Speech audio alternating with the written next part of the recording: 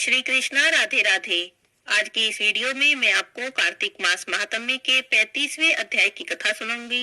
ये कार्तिक मास का अंतिम अध्याय है और इसके बाद कार्तिक मास का जो स्नान है, जो कार्तिक मास का व्रत है, कार्तिक मास की कथा है, वो पूर्ण हो जाती है। तो आप सभी को कार्तिक मास पूर्ण होने की बहुत बहुत शुभकामनाएं। भगवान लक्ष्मी नारायण आप सभी का कार्तिक मास पूर्ण करें और कार्तिक मास का आपको पूर्ण फल दे। सदैव आप पर अपनी कृपा बनाए रखें और आपकी सभी मनोकामनाओं को पूरी करें।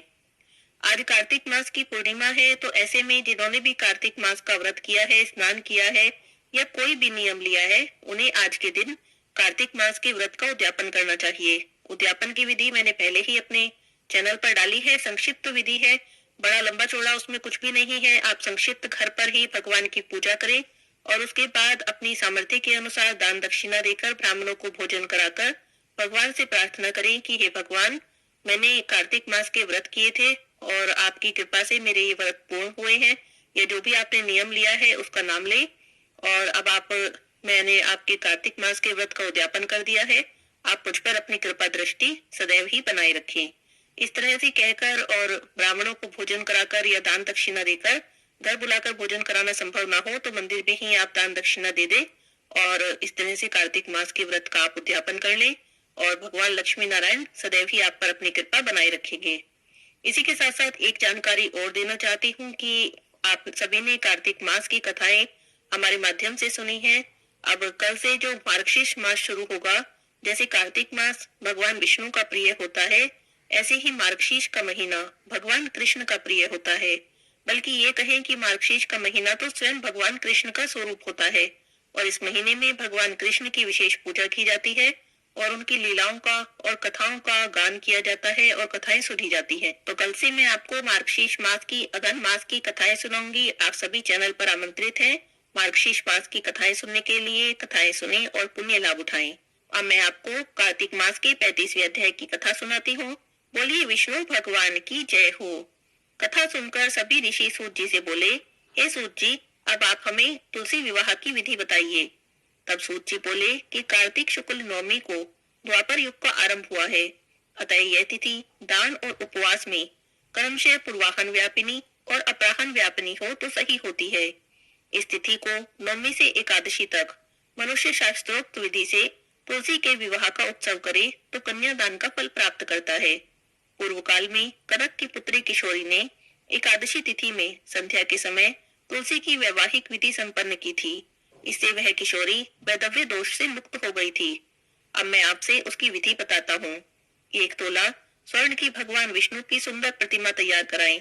अपनी शक्ति के अनुसार आधे या चौथाई तोले की प्रतिमा भी बनवा लें और फिर तुलसी और भगवान विष्णु की प्रतिमा में प्राण प्रतिष्ठित करके षोडशोपचार से पूजा करें। पहले देश काल का स्मरण करके गणेश पूजन करें और फिर पुण्यावाचन कराकर नांदी श्राद्ध करें।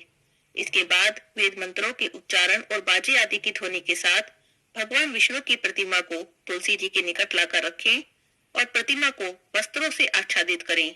उस समय भगवान का आह्वान करें और कहें, हे भगवान केशव आइए। हे देव, मैं आपकी पूजा करूंगा, आपकी सेवा में तुलसी जी को समर्पित करूंगा। आप मेरे सभी मनोरथों को पूर्ण करें। इस प्रकार कहने के बाद 3 बार अर्घ्य, पाद्य, विष्टर का उच्चारण करके बारी बारी से भगवान को समर्पित करें। फिर आचमनीय पद का 3 बार उच्चारण करके भगवान को आचमन कराएं। इसके बाद कांसे के बर्तन में दही, घी, मधु रखकर उसे कांसे के पात्र से ढक दें और भगवान को अर्पण करते हुए कहें कि हे वासुदेव, आपको नमस्कार है। यह मधुपर्क, दही, घी और शहद के मिश्रण को मधुपर्क कहते हैं। इस मधुपर्क को आप ग्रहण कीजिए। इसके बाद हरिद्रान लेपन और अभंगे कार्य संपन्न करके गोधूली की वेला में तुलसी और भगवान विष्णु का पूजन अलग अलग करें। इसके बाद दोनों को एक दूसरे के सम्मुख रखकर मंगल पाठ करें। जब भगवान सूर्य कुछ कुछ दिखाई देते हों, तब कन्यादान का संकल्प करें। अपने गोत्र का उच्चारण करके 3 पीढ़ियों का भी आवर्तन करें और भगवान से कहें कि हे आदि, मध्य और अंत से रहित, हे त्रिभुवन प्रतिपालक परमेश्वर, इस तुलसी दल को आप विवाह की विधि से ग्रहण करें। यह पार्वती के बीज से प्रकट हुई है, वृंदा की भस्म में स्थित रही है, आदि, मध्य और अंत से शून्य है। आपको तुलसी जी बहुत प्रिय है, इसीलिए मैं आपकी सेवा में अर्पित करता हूँ। मैंने जल के घड़ों से सींचकर और अनेक प्रकार की सेवाएं करके अपनी पुत्री की भांति इन्हें पाला पोसा और बढ़ाया है। आपकी प्रिय तुलसी जी मैं आपको दे रहा हूँ। हे प्रभु, आप इसे ग्रहण करें। इस प्रकार तुलसी का दान करके फिर उन दोनों अर्थात तुलसी जी और भगवान विष्णु की पूजा करें और विवाह का उत्सव मनाएं। सुबह होने पर पुनः तुलसी जी और भगवान विष्णु का पूजन करें। अग्नि की स्थापना करके उसमें द्वादक्षर मंत्र से खीर, घी, मधु और तिल मिश्रित हवनीय द्रव्य की 108 आहुति दें। फिर सृष्टिकृत होम करके पूर्ण आहुति दें। आचार्य की पूजा करके होम की शेष विधि पूर्ण करें। उसके बाद भगवान से प्रार्थना करें कि हे प्रभु, आपकी प्रसन्नता के लिए ही मैंने इस व्रत को किया है। हे जनार्दन, इसमें जो भी न्यूनता हो, जो भी कमी रह गई हो, वह आपके प्रसाद से पूर्णता को प्राप्त हो जाए। यदि द्वादशी में रेवती का चौथा चरण बीत रहा हो तो उस समय पारण न करें। जो उस समय पारण करता है वह अपने व्रत को निष्फल कर देता है। भोजन के बाद तुलसी को स्वतः गलकर गिरे हुए पत्तों को खाकर मनुष्य सब पापों से मुक्त हो जाता है। भोजन के अंत में ओक, आंवला और बेल का फल खा लेने से उच्छिष्ट दोष मिट जाते हैं। इसके बाद भगवान का विसर्जन करते हुए कहें कि हे भगवान, अब आप तुलसी देवी के साथ वैकुंठ धाम में पधारें। हे प्रभु, मेरे द्वारा की गई पूजा को ग्रहण करके आप सदैव संतुष्ट रहें। इस प्रकार देवेश्वर विष्णु जी का विसर्जन करके मूर्ति आदि सब सामग्री आचार्य को अर्पण करें। ऐसा करने से मनुष्य कृतार्थ हो जाता है। इस प्रकार तुलसी विवाह की विधि सुनाकर सूत जी ने ऋषियों से कहा, हे ऋषियों, इस प्रकार जो मनुष्य श्रद्धा से शक्ति, शांति और संतोष को धारण करता है, भगवान विष्णु को तुलसी दल समर्पित करता है, उसके सभी पापों का नाश हो जाता है और वह संसार के सभी सुखों को भोगकर अंत में विष्णु लोक को जाता है। हे ऋषिवरों, यह कार्तिक महात्म्य सब रोगों और संपूर्ण पापों का नाश करने वाला है। जो इस मनुष्य इस महात्म्य को भक्ति पूर्वक पढ़ते हैं या सुनते हैं, सुनकर धारण करते हैं, वह सभी पापों से मुक्त हो जाते हैं और भगवान विष्णु के लोक में जाते हैं। जिनकी बुद्धि खोटी हो, जो श्रद्धा से हीन हो, ऐसे किसी भी मनुष्य को इस महात्म्य को नहीं सुनाना चाहिए। यहाँ पर कार्तिक मास महात्म्य पूर्ण होता है। बोलिए विष्णु भगवान की जय हो, लक्ष्मी माता की जय हो, तुलसी माता की जय हो। कार्तिक स्नान की कहानी। किसी गांव में एक बुढ़िया माई रहती थी। बुढ़िया माई बड़ी ही धार्मिक प्रवृत्ति की थी। व्रत पूजा बहुत करती थी, दान पुण्य करती थी। धन से तो गरीब थी पर दिल की बड़ी अमीर थी। जितना हो सकता था सबकी मदद करती थी। बस यही बात उसके बेटा और बहू को अच्छी नहीं लगती थी। अपने पास तो रहने खाने को कुछ है नहीं, दूसरे की मदद करो। इसी बात से दोनों बेटा बहू उससे नाराज रहते थे। बुढ़िया माई कार्तिक के महीने में सुबह सवेरे उठकर स्नान करती और भगवान की पूजा करती। आया कार्तिक का महीना तो बुढ़िया माई रोज सुबह तारों की छाव में उठने लगी, भगवान की पूजा करने लगी, कार्तिक का स्नान करने लगी।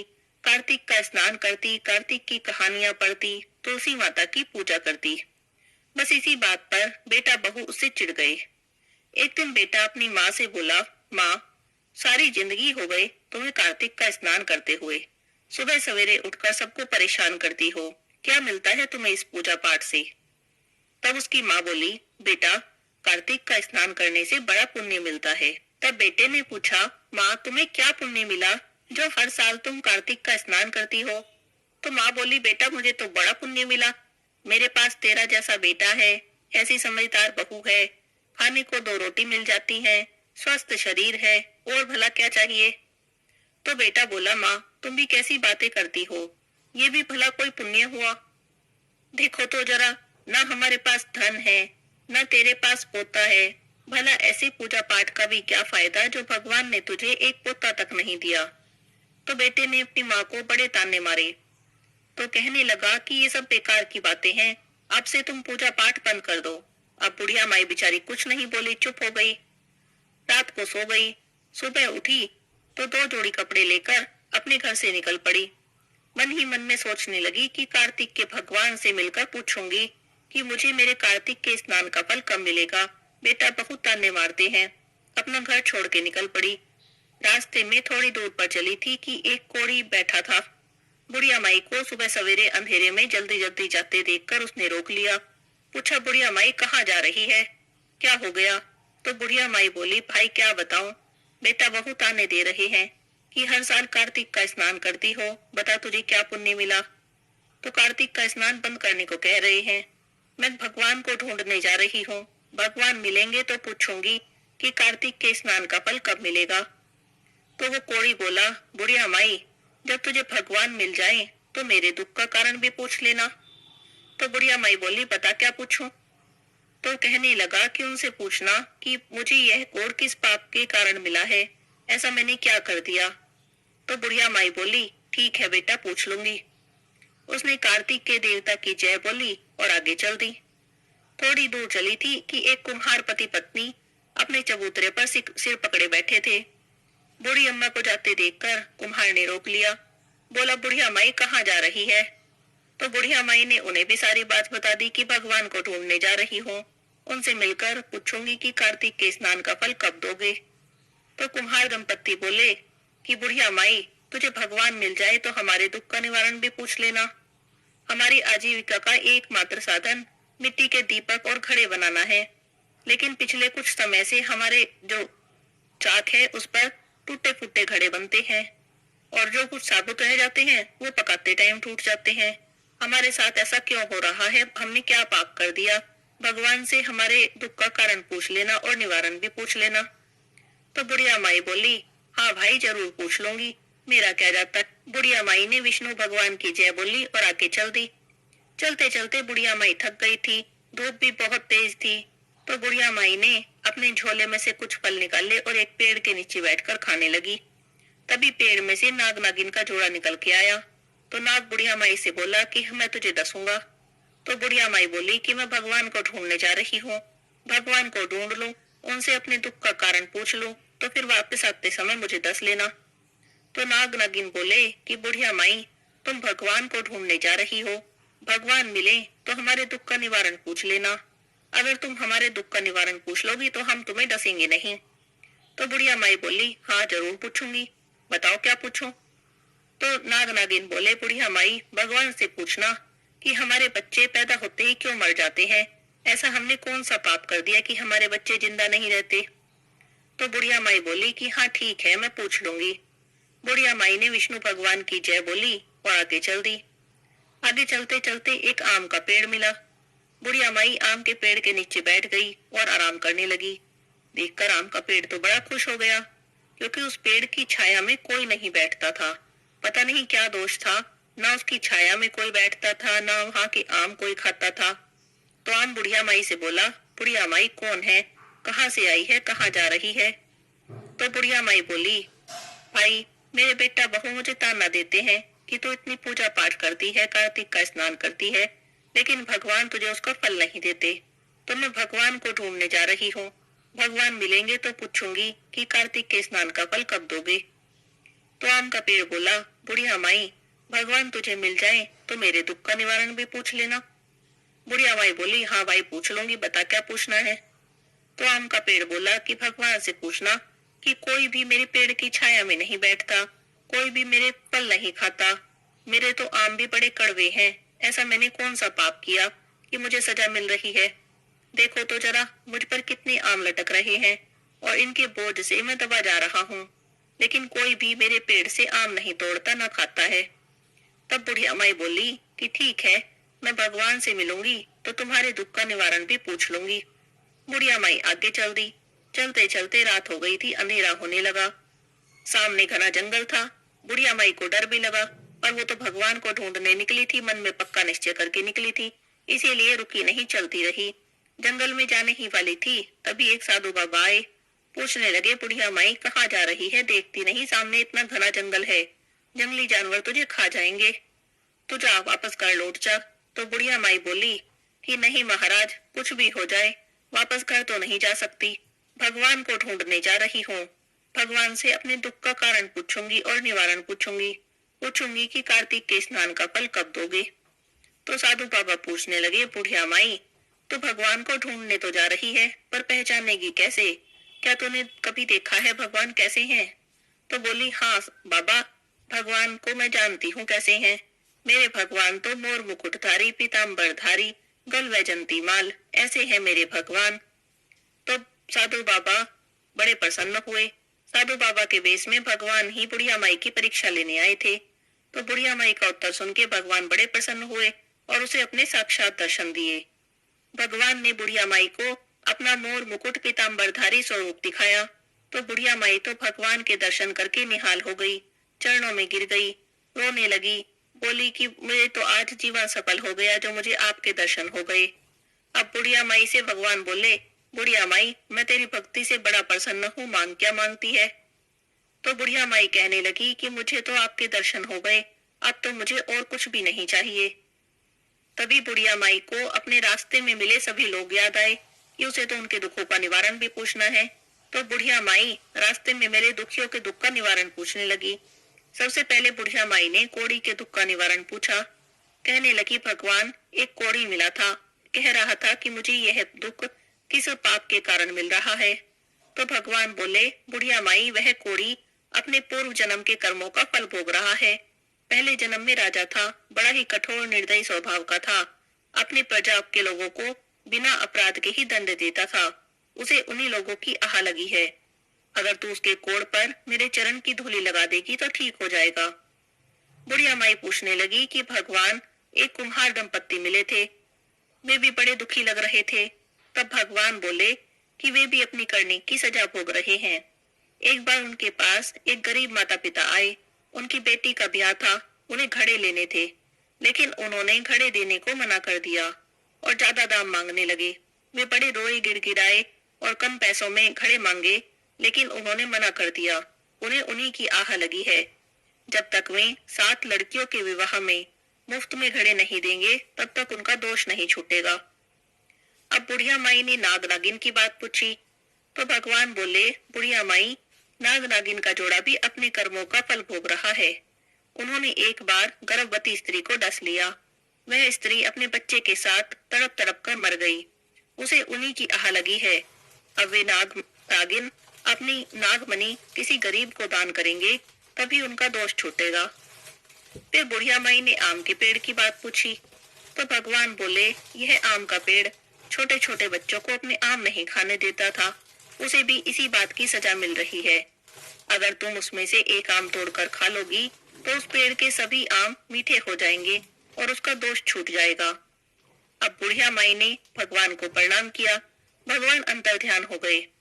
भगवान के जाते ही बुढ़िया माई ने भगवान के चरणों की धूली उठाई और अपने साड़ी के पल्लू में बांध ली। बुढ़िया माई वापस चल दी। लौटते समय सबसे पहले आम का पेड़ आया। आम का पेड़ तो बुढ़िया माई को देखते ही पूछने लगा, बुढ़िया माई क्या भगवान के दर्शन तुम्हें हुए और तुमने मेरे दुख का निवारण पूछा? तो बुढ़िया माई बोली, हाँ भाई, मुझे भगवान के दर्शन हो गए और तुम्हारे दुख का निवारण भी पूछ कर आई हूँ। उसके बाद बुढ़िया माई ने भगवान ने जो कुछ कहा था आम के पेड़ को बता दिया और तब एक आम उसने तोड़कर खाया तो सभी उसके जो फल थे, जितने भी आम लगे हुए थे, सारे मीठे हो गए। तो आम के पेड़ ने बुढ़िया माई को बड़ा धन्यवाद किया और कहा कि तुम इसमें से कुछ आम अपने घर तोड़ कर ले जाओ, इससे तुम्हारा कल्याण हो जाएगा। बुढ़िया माई ने थोड़े से आम तोड़ लिए, आगे चली। आगे चलने पर नाग नागिन मिले। नाग नागिन ने भी बुढ़िया माई से पूछा, बुढ़िया माई क्या तुम्हें भगवान के दर्शन हुए? तब बुढ़िया माई बोली, हाँ, मुझे भगवान के दर्शन हुए और तुम्हारे दुख का निवारण भी पूछ कर आई हूँ। भगवान बोले हैं कि तुमने एक बार गर्भवती स्त्री को डसा था, उसी की आह लगी है, उसी का श्राप लगा है। यदि तुम अपनी नागमणि किसी गरीब को दान करोगे तब इस दोष से छूट जाओगे। तो नाग नागिन बोले, बुढ़िया माई अब हम कहाँ गरीब ढूंढने जाएंगे, ये हमारी नागमणि तुम ही ले लो। लेकिन एक बात का ध्यान रखना, जिसके मन में लालच होता है नागमणि उसके पास रहती नहीं है, तुम कभी लालच मत करना। बुढ़िया माई नागमणि लेकर खुशी खुशी आगे चल दी। आगे चली तो कुम्हार दंपत्ति मिले, अभी भी सिर पकड़े बैठे थे।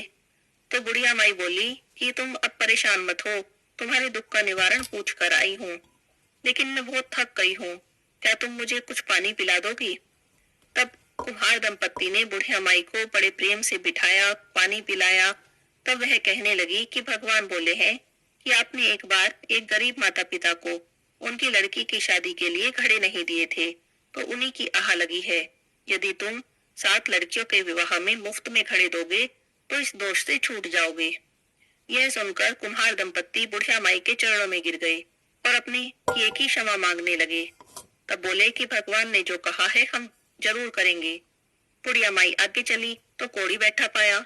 बुढ़िया माई को देखते ही बोला, बुढ़िया माई तुम आ गई, क्या तुम्हें भगवान के दर्शन हुए? क्या तुमने मेरे दुख का निवारण पूछा? तो बुढ़िया माई बोली, हाँ भाई, भगवान के दर्शन भी हुए और तुम्हारे दुख का निवारण भी पूछ कर आई हूँ। भगवान बोले हैं कि तुम अपने पहले के जन्म के पापों को भोग रहे हो, तुम्हें तुम्हारे कर्मों की सजा मिल रही है। पहले के जन्म में तुम राजा थे और तुम अपनी प्रजा को बेकार में दंड देते थे, तुम्हें उन्हीं की आह लगी है। उसके बाद बुढ़िया माई ने भगवान के चरणों की धूली कोढ़ी के शरीर पर लगा दी। जैसे ही भगवान की चरणों की धूली उसके शरीर पर लगी, उसका सारा कोढ़ ठीक हो गया। चलते चलते बुढ़िया माई अपने घर आ गई। घर आके देखा तो बेटा बहू दरवाजे पर खड़े थे। आते ही बोले, माँ तुम कहाँ चली गई थी? तुम्हें हमारी बात का इतना बुरा लग गया कि तुम घर छोड़कर चली गई? तो बोली, ना बेटा, मैं तो भगवान को ढूंढने गई थी, पूछने गई थी कि मेरे कार्तिक का स्नान का फल कब दोगे? तो बेटा बहू बोले, क्या भगवान मिले? तो बोली, हाँ भगवान मिले थे। तो बेटा बहू ने पूछा, तो तुमने क्या मांगा? तो बोली, बेटा मैंने तो कुछ नहीं मांगा, मैंने कहा भगवान तुमने दर्शन दे दिए, बस मेरा जीवन सफल हो गया। अब बेटा बहू फिर चिढ़ गए कि भगवान मिले, लेकिन माँ ने तो कुछ भी नहीं मांगा, खाली हाथ आ गई। अंदर चले गए। अब बुढ़िया माई दुखी मन से बेचारी अपने घर के अंदर गई। भगवान के चरणों की धूली जो लाई थी उसे एक लोटे के पानी में मिलाया और सारे घर में छींटा मार दिया और थोड़ी सी धूली अपने बेटे बहू के माथे पे लगा दी। रात को सारे सो गए, बड़े दुखी मन से सोए, कोई किसी से बोल नहीं रहा था। रात को सब सो गए। सुबह उठ के देखे तो सारा घर जगमग हो रहा है और घर में धन अनधन के भंडार लगे पड़े हैं। जो छोटी सी झोपड़ी थी वो बड़ा महल बन गई है। तो बेटा बहू देख के हैरान, बोले ये क्या है? तो भागे भागे गए अपनी माँ के पास, बोली ये क्या है? तो माँ ने कहा कि बेटा भगवान के चरणों की धूली लाई थी, उसी का छिंटा सारे घर में मारा था, भगवान की दया हुई है, कार्तिक के भगवान हमारे पे टूटे हैं। तो बेटा बहू कहने लगे कि कार्तिक के स्नान का तो बड़ा फल होता है।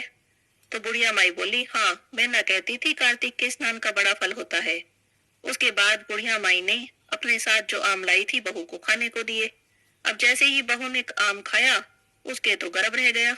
अब बुढ़िया माई तो कार्तिक के भगवान का बार बार धन्यवाद करने लगी, हे भगवान, आप जैसे आपने मुझ पर कृपा की वैसे ही कार्तिक का स्नान करने वाले सब पर कृपा करना, सबके कार्तिक का स्नान का फल देना, सबकी मनोकामना पूरी करना, जैसे जिसके मान में कामना हो उनको सबको पूरी करना, कहते सुनते हुंकारा भरते सबकी इच्छाएं पूरी करना। बोलिए कार्तिक के देवता की जय हो, विष्णु भगवान की जय हो। अब सुनते हैं कार्तिक मास के अंतिम 5 दिन में सुनी जाने वाली पंच बिक्कू की कहानी। पुन्नो नहाई पड़वा नहाई, 5 रतन पंच तीरथ पंच बिक्कम नहाई। 1 टका मेरी काठ में ही मेरे रघुराई, आधे का लाई आंवला आधे की राई, राई दामोदर सांवला जिसने सृष्टि रचाई। राजा के घर उतरी पुत्री बन आई, राजा लाया ब्याह के रानी बन आई। 4 चक्कर 4 मक्कर 4 दिए की लो, मैं तुमसे पूछूं कृष्ण जी कब निस्तारा होए। जब आएगा कार्तिक का महीना तब निस्तारा होए, जब आएगा कार्तिक का महीना तब निस्तारा होए। बोलिए पंच भिक्खु भगवान की जय हो। एक साहूकार के बेटे की बहू थी जो बहुत सुबह उठकर कार्तिक के महीने में रोज गंगा जी नहाने जाती, पराये पुरुष का तो मुंह भी नहीं देखती। एक राजा का लड़का था, वह भी रोज गंगा जी नहाने जाता। जब भी रोज गंगा जी नहाने जाता तो सोचता कि मैं रोज इतनी सुबह नहाने आता हूँ तो भी मेरे से पहले कौन नहा लेता है। 5 दिन कार्तिक के रह गए तो एक दिन साहूकार की बहू तो नहा के जा रही थी, राजा का बेटा आ रहा था। तो किसी के आने की आवाज सुनकर वो जल्दी जल्दी जाने लगी तो उसकी माला वहीं पर छूट गई।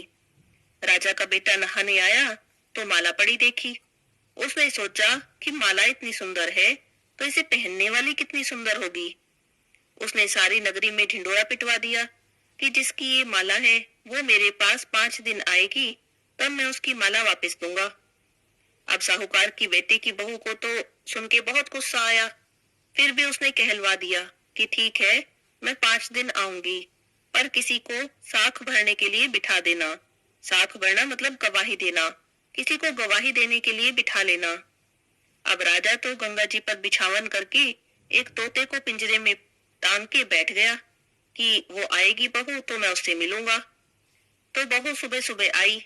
उसने पहली पैड़ी पर पैर रखा और भगवान से प्रार्थना करके बोली, हे कार्तिक के ठाकुर, हे राय दामोदर, पांचों पांडु, छठो नारायण, हे भीषम राजा, मैं सत की हूं तो मेरा सत रखना, मेरी सहायता करना, उसे नींद आ जाए।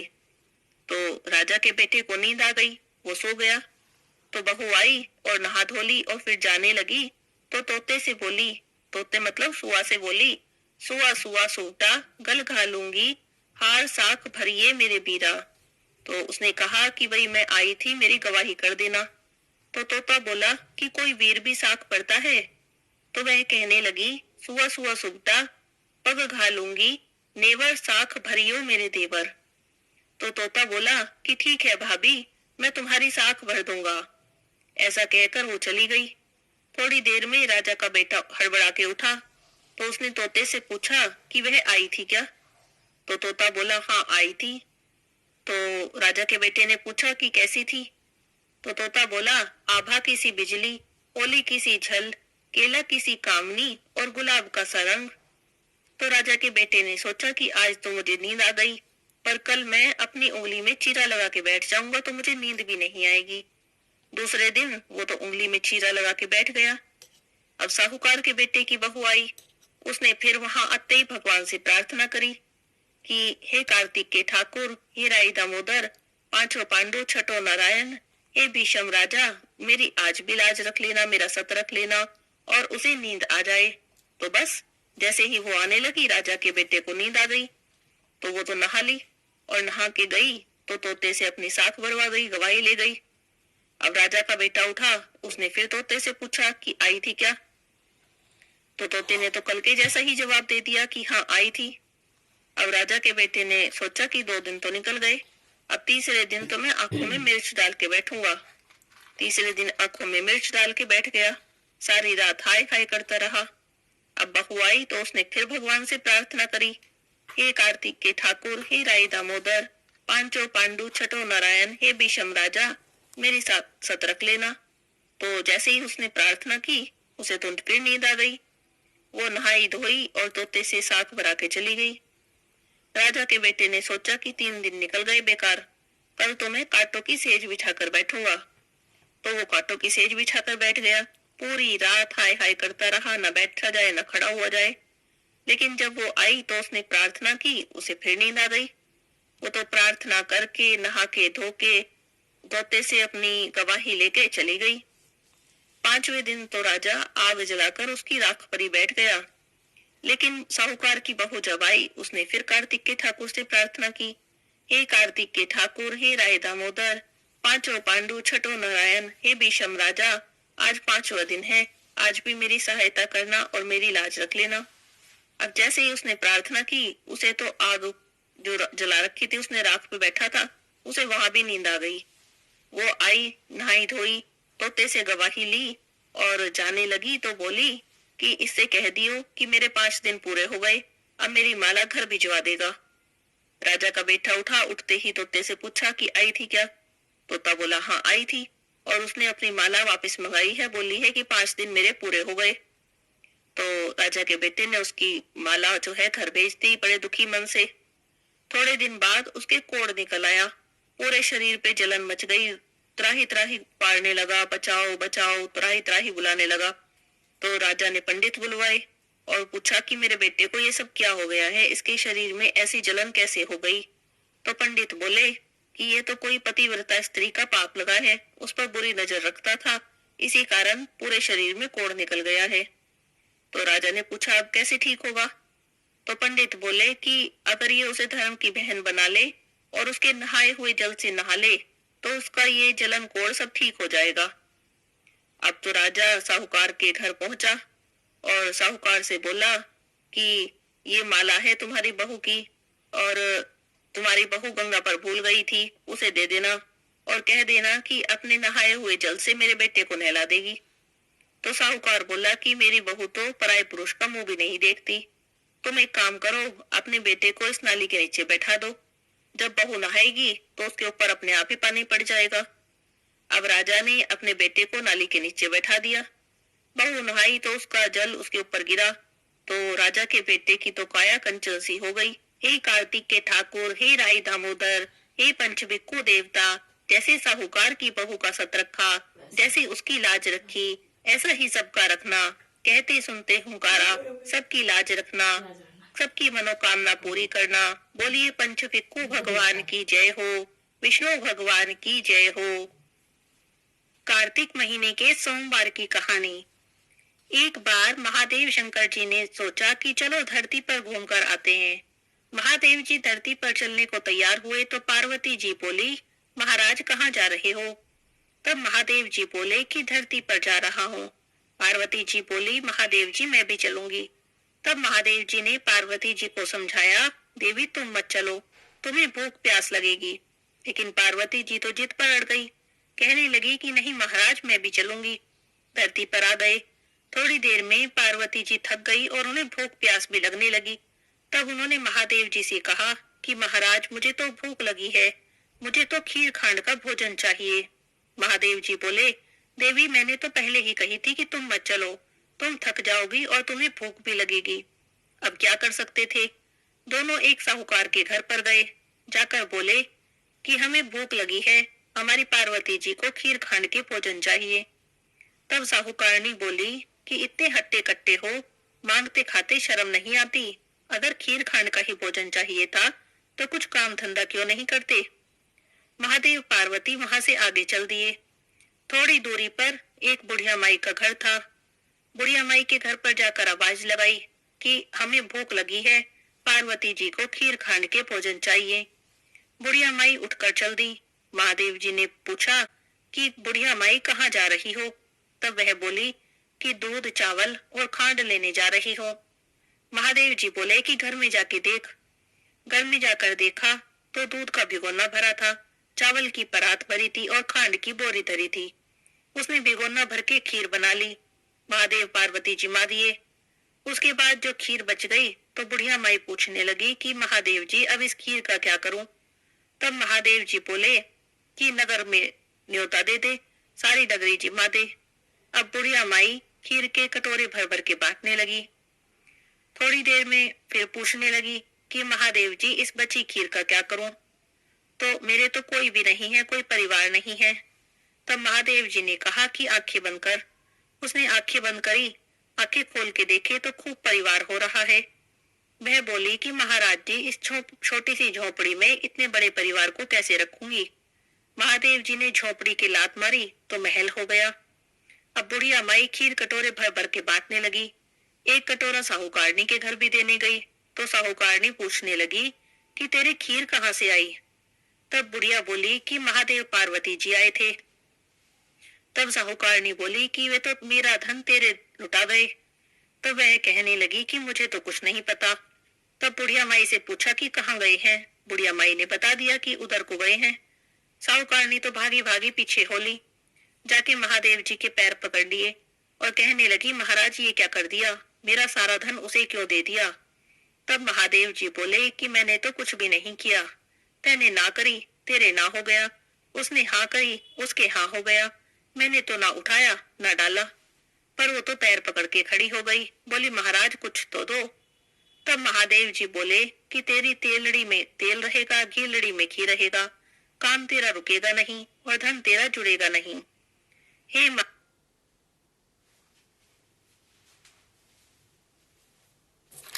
नहीं, हे महादेव जी, जैसे बुढ़िया माई को दिया सबको देना, जैसे साहूकारनी का को कष्ट दिया ऐसा किसी को भी मत देना। कहते सुनते हुंकारा भरते को। बोलिए महादेव पार्वती की जय हो। एक तपसी था और एक लपसी था। तपसी तो भगवान की तपस्या करता और लपसी रोज सवा सेर की लापसी बनाता, भोग लगाता, घंटी बजाता और जीम लेता। एक दिन दोनों में झगड़ा हो गया। तपसी बोला कि मैं बड़ा हूँ, लपसी कहने लगा कि नहीं मैं बड़ा हूँ। तपसी बोला कि मैं रोज भगवान की तपस्या करता हूँ, इसीलिए मैं ही बड़ा हूँ। लपसी बोला कि मैं रोज भगवान को सवा सेर की लापसी का भोग लगाता हूँ, इसीलिए मैं बड़ा हूँ। दोनों आपस में झगड़ रहे थे। नारद जी वहां से गुजरे तो दोनों को झगड़ते देखा।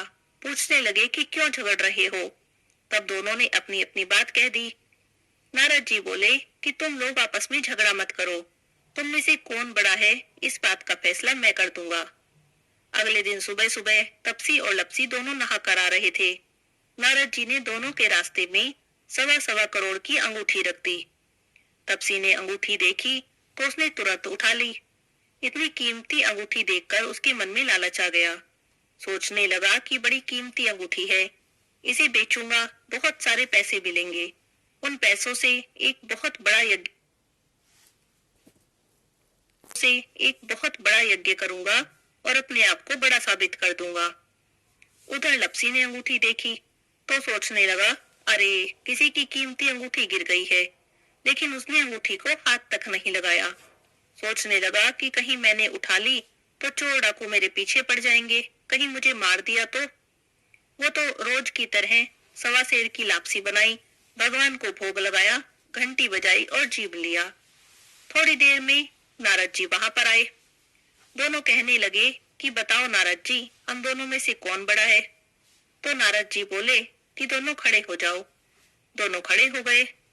जैसे ही दोनों खड़े हुए, तपसी के पैर के नीचे से अंगूठी निकली जो उसने तपस्या करते टाइम अपने पैर के नीचे छुपा ली थी। तो नारद जी तपसी से बोले कि इतनी तपस्या कर ली तूने, पर तेरे मन का लालच अभी तक नहीं गया। जा, अब तुझे तेरी तपस्या का भी कोई फल नहीं मिलेगा। इतना सुनना था कि तपसी तो जोर जोर से रोने लगा। रोते रोते नारद जी के पैरों में गिर गया। बोला, महाराज दया करो और बताओ कि मुझे मेरी तपस्या का फल कैसे मिलेगा। तब नारद जी बोले कि जो अपने घर में गाय कुत्ते की रोटी नहीं बनाएगा तो उसकी तपस्या का फल तुझे मिल जाएगा। दीवा जलाकर हाथ नहीं जोड़ेगा, ब्राह्मण को भोजन कराकर दक्षिणा नहीं देगा, तब उसकी तपस्या का फल तुझे मिल जाएगा। साड़ी देकर भेंट नहीं देगा तो उसकी तपस्या का फल तुझे मिल जाएगा। जो सारी कहानी कहकर तेरी कहानी नहीं कहेगा, तब उसके सारे पुण्य, सारे फल तुझे मिल जाएंगे। बस तभी से सभी कथा कहानी के साथ तपसी लपसी की कहानी जरूर सुननी चाहिए, नहीं तो किसी भी कथा कहानी का फल नहीं मिलता। तुलसी माता की आरती।